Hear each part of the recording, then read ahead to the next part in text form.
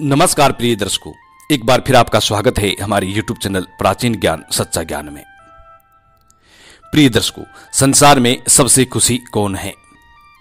संसार में सबसे खुशी कौन है और दुखी कौन है? आज का ये प्रसंग बहुत ही खास है। इस प्रसंग को सुनने के बाद हर आदमी जीवन में खुशियां ला सकता है। वो आदमी कभी मायूस नहीं हो सकता। जो व्यक्ति इस प्रसंग को ध्यान से सुनेगा, उसके जीवन में कभी भी मायूसी नहीं आएगी। वो इंसान को यह समझ में आएगा कि सुखी और दुखी रहने का अर्थ क्या होता है, इंसान दुखी क्यों होता है और इंसान सुखी कब होता है। प्रिय दर्शकों, आज का प्रसंग बहुत ही खास है। यह प्रसंग एक गुरु और शिष्य की बहुत अच्छी कहानी है, प्रेरणादायक गुरु और शिष्य की बहुत अच्छी कहानी है। प्रिय दर्शकों, इस कहानी को शुरू करने से पहले जो लोग हमसे नए जुड़े हैं वो हमारे चैनल को सब्सक्राइब करें, बेल आइकन ऑन करना ना भूलें, अच्छे कमेंट किया करें।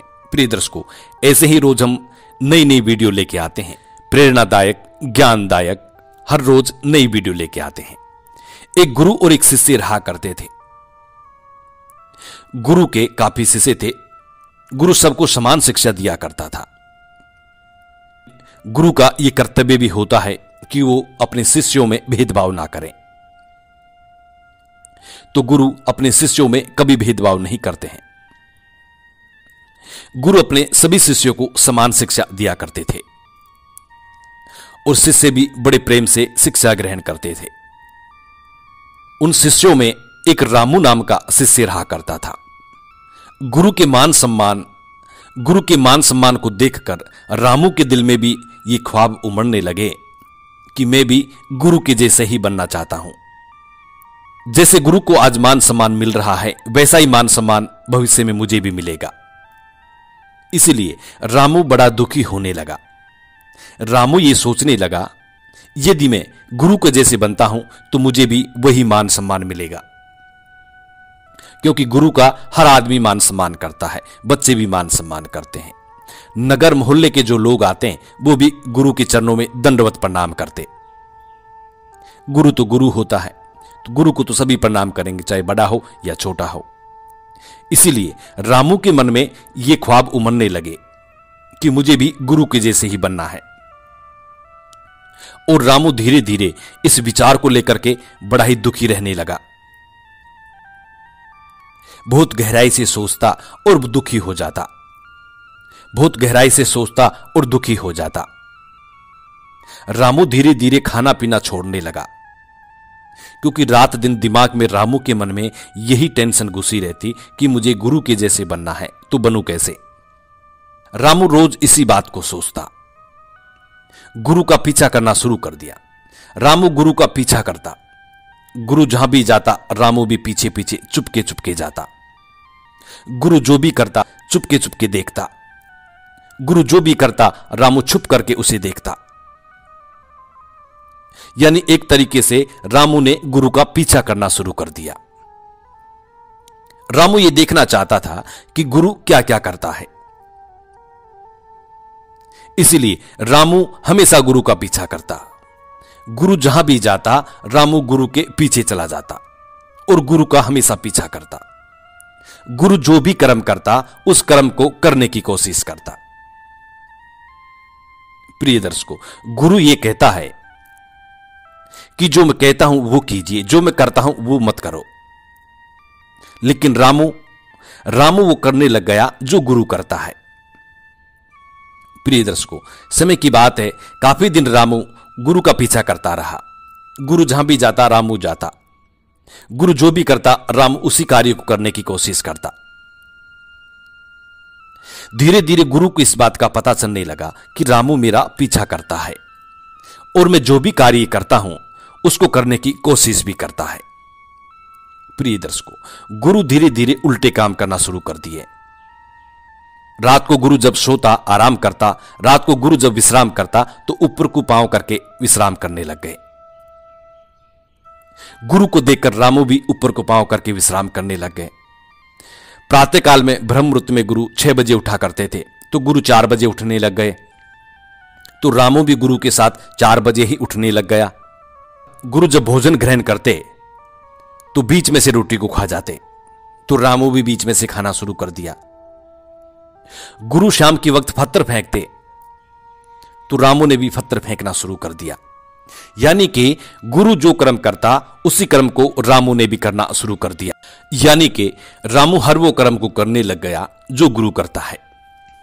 रामू के मन में, रामू के दिल में ऐसा विश्वास था कि यदि मैं गुरु जो करता है वही कर्म करूंगा तो मैं गुरु के जैसे ही बन जाऊंगा, लोग मेरा भी मान सम्मान करेंगे। प्रिय दर्शकों, एक दिन की बात है, गुरु ये सोचकर बड़ा दुखी होने लगा कि ये बच्चा मेरा पीछा करता है और मैं जो करता हूं वही करने की कोशिश करता है। प्रिय दर्शकों, गुरु ने एक दिन बिठा के रामू को समझाने की कोशिश की कि रामू बेटा, मैं जो कहता हूं वो करो, मैं जो करता हूं उसे करने की कोशिश मत करो। लेकिन रामू के दिल में तो वो विचार नहीं था। रामू तो हमेशा यही सोचता था कि मुझे गुरु के जैसे ही बनना है। रामू ने गुरुजी से कहा, नहीं गुरुजी, मैं कब कर रहा हूं, मैं कुछ नहीं करता। गुरु ने फिर कहा रामू से, रामू बेटे, मैंने आपको कई बार देखा है, आप मेरा पीछा करते हैं। मैं जो करता हूं उस कार्य को करने की आप कोशिश भी करते हैं। रामू नकार जाता। गुरु बार बार समझाने की कोशिश करता, लेकिन रामू नकार जाता, मना कर देता, नहीं गुरुदेव, मैं ऐसा नहीं करता हूं। लेकिन बाद में रामू वही कार्य करता जो गुरु करता है। काफी कोशिश करने के बाद रामू नहीं समझा, तो गुरु ने सोचा अब इसको समझाए तो कैसे समझाए। एक दिन की बात है, गुरु रात को विश्राम करने के लिए एक वृक्ष पे चढ़ गए और वृक्ष की डाली पे चढ़ के सो गए। पास में ही दूसरा वृक्ष था, उस पे रामू चढ़ गया। रामू चढ़ करके वो भी डाली पे सो गया। रात को निद्रा आ गई, गुरु को भी निद्रा आ गई और रामू को भी निद्रा आ गई। अब गुरु तो गुरु होता है, गुरु आराम से डाली पे सो गए, लेकिन रामू अनसिक से आदमी, अनसिक से बच्चा। रात को आधी रात का पैर हुआ तो नीचे धड़ाम से गिरने की आवाज आई। गुरु ने देखा कि रामू गिर गया नीचे। उठ के गुरु ने देखा तो रामू नीचे पड़ा हुआ था। गुरु ने फिर समझाने की कोशिश की रामू को, देखिए रामू बेटे, मैं जो करता हूं उसमें बहुत खतरा है और इसका नतीजा आप देख चुके हैं। मैं अभी भी डाली पे सोया हुआ हूं और तुम नीचे गिर गए हो। लेकिन रामू ने गुरु की एक नहीं मानी। दूसरे दिन फिर रामू वही करने लग गया जो गुरु करता है, क्योंकि रामू के दिमाग में तो वो भूत चढ़ा हुआ था कि मुझे गुरु के जैसे ही बनना है। प्रिय दर्शकों, दूसरे दिन गुरु ने कुएं के अंदर बिस्तर लगा दिए, यानी कि कुएं के ऊपर कुछ लकड़ियां रख करके उसके ऊपर बिस्तर लगा दिए। कुएं के ऊपर कुछ लाठियां, कुछ लकड़ियां, कुछ घास फूस रख करके उसके ऊपर बिस्तर लगा के सो गए। थोड़ी दूरी पर एक कुआं था। रामू ने भी वही कर्म करना शुरू कर दिया कि कुएं पे जाकर के कुछ लकड़ियां, कुछ घास फूस रख करके और उस पे बिस्तर लगा दिए और रामू सो गया। कुछ देर रामू ने जो कुएं के ऊपर जुगाड़ बनाया वो रुका रहा। कुछ देर बाद में धीरे धीरे रामू की लकड़ियां टूटने लग गई और जैसे लकड़ी टूटी, रामू सीधा कुएं में गिर गया। रात भर कुएं में पड़ा रहा। सुबह जब गुरु उठा, गुरु ने देखा कि रामू कुएं में पड़ा हुआ है।